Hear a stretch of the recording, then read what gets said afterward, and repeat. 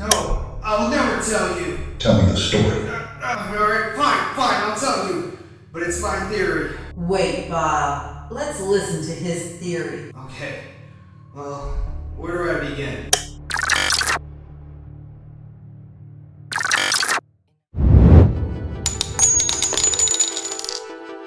I guess I just put it together later. I don't see how it's hard. We've established I was in Glasgow and he was killed. We've spoken with the hospital. Hey folks, we're going to be talking about this game, Her Story. We're going to be diving into the hidden videos and a plot twist that you wouldn't want to miss. So let's start with our character, Hannah Smith, who's being interviewed on what happened to Simon Smith, her husband. See, in many of these clips, Hannah is fidgety when talking about this, like she has more to hide. Hannah reported to the police that her husband been missing for a few days. I guess he wasn't trying to find some milk. Anyways, Simon Smith is missing and Hannah decided to report it. When the cops were searching to find Simon Smith, they did find him, but he was unalive. The cops decided to search his body until they found some hair. When doing a DNA test to find out whose hair it is Hannah's. So what, Hannah unalived her husband and she should be arrested and locked up and away? Well, closed case, Johnson. Man, woo! But that isn't just as easy you think. When Hannah was talking, she was given a lie detector test, which revealed another character, Eve. Now this is interesting because are we looking at a multiple personality disorder or twins? Which makes this case a bit more confusing and flips the whole script about the previous interviews because some interviews can be from Hannah and some can be from Eve. This makes the story more complicated, but it also raises the question, who is watching these interviews? Whoever is watching these interviews has some type of relationship with either Hannah or Eve. Remember, as of right now, we are unsure if this is a multiple personality disorder or there is twins involved. So looking back at the interviews, on June 18th, I'm thinking it's possibly Eve is being interviewed, but for some reason pretending to be Hannah. Hannah Smith, I live at 31 Gladstone Street. Simon Smith. He works at Ernst Brothers Glass. They do windows, all kinds of glass. On June 25th, it's Hannah again. On June 27th, Eve is there now. I believe this is the order because of what they order and the bruise on the face. Hannah has a bruise on the face while Eve doesn't. Matter of fact, if we look back on the second interview, we see that Hannah tries to explain on how she got this bruise, but I don't buy it. Bruise? Oh yeah, no, it's nothing. I was going through the top cupboard in my kitchen and the chair slipped and I kind of hit the door with my face. It hurt like hell. In the next interview, it's gone, but not only that, she touches the wrong side of her face. The bruise. I have a really fast metabolism, so stuff like that just comes and goes. But also, in the third interview, we see that she started to get sick and that she needed to throw up.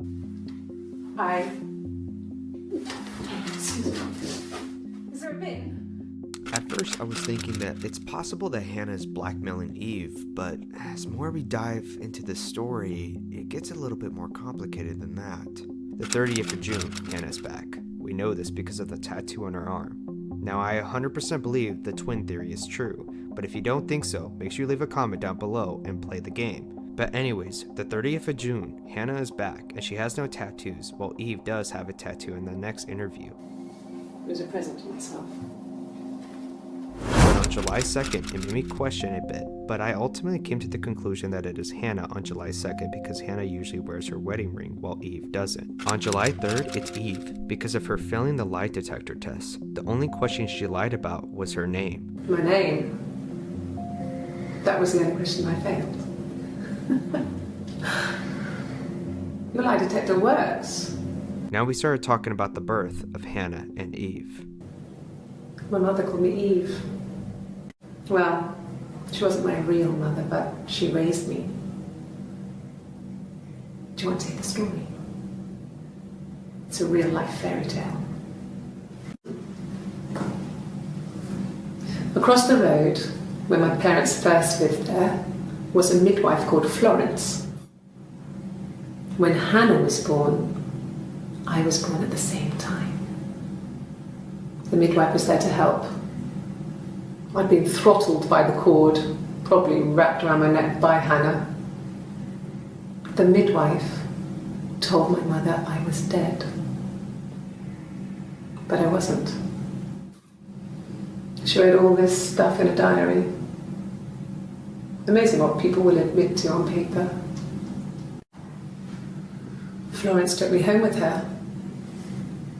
Mother hadn't been expecting twins and had a healthy baby. I guess she was just happy for Florence to clean up. Take away the evidence that this was anything but a happy occasion. Florence raised me in her home. I never left it. She kept me out of sight. It wasn't odd for people to see a midwife with a baby, carrying in supplies, washing nappies, that sort of thing. I never knew any different. I grew up looking out in my window and seeing her across the road. I thought it was like a reflection in the mirror. She was me. So the midwife, called Florence, split them up. Florence took Eve in and raised her as it was her own daughter. Florence lied about the baby's death, which is crazy to think about, but Eve and Hannah did finally meet in life. So when Florence dies, Eve goes to Hannah's house and lives in her attic. Finally, they get to be together, but maybe their relationship was a little too close. They started switching places and using each other's strengths throughout their whole childhood and teenage years. They had a diary to make sure they both were on the same page. But things started to change a bit when Simon came into the picture. Until Simon. Hannah was so smitten with Simon. She started getting jealous, didn't want to share. Even the first date. We went to see Tom Cruise at the Old Odeon. We both went, kept changing places in the toilet. We only had the one best dress, so we had to keep swapping clothes. Must have thought we had terrible bladder problems. The next date, it was my turn. At the end, I let him kiss me, but that was it. We didn't want another card on our hands, and the Ouija board had said to hold back. After that, it was Hannah's turn, and she slept with him. Broke the rules. Deliberately broke the rules. She wanted to be the first to sleep with him. I mean, that's when she got pregnant. From that one time. That's when Eve tried to get pregnant as well, but unfortunately it wasn't working. Can you imagine? I tried to get pregnant too, but it didn't happen. As it was so many boys, men. My body refused. I think my period stopped because hers had.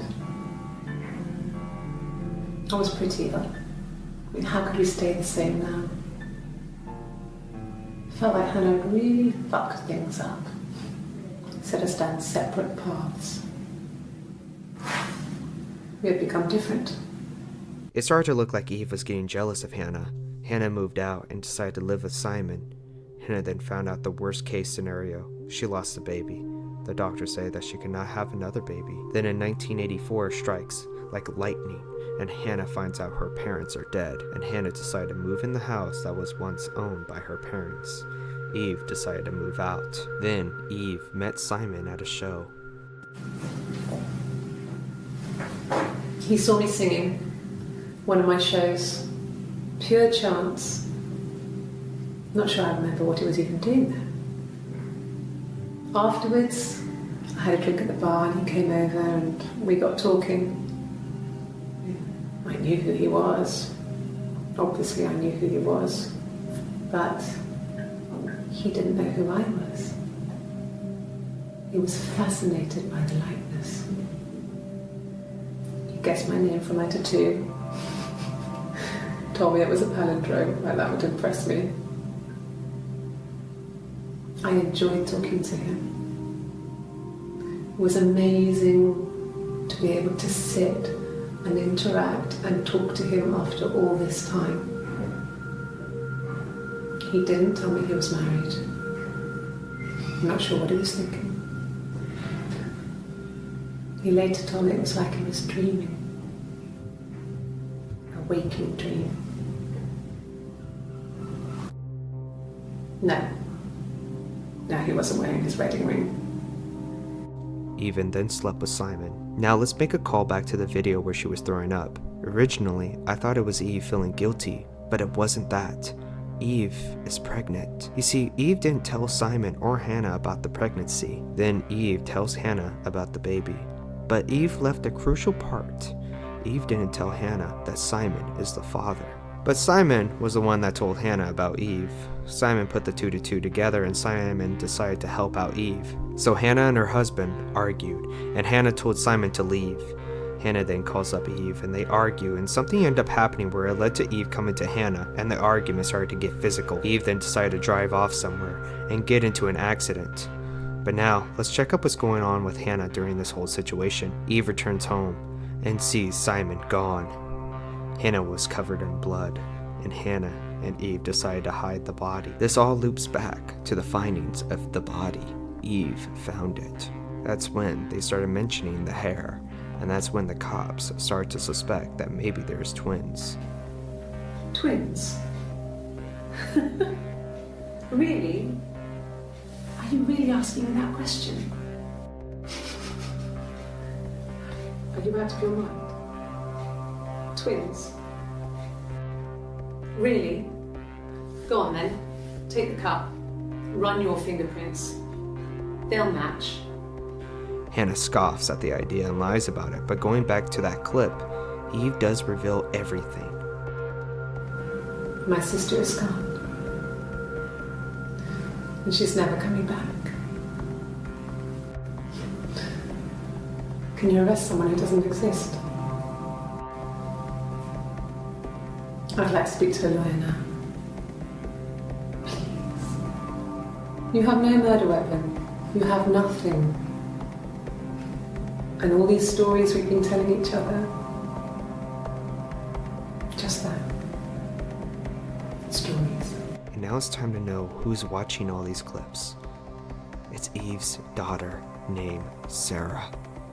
In the final message, you receive a text from an anonymous stranger saying, "So Sarah, now do you understand why your mother had to do what she did?"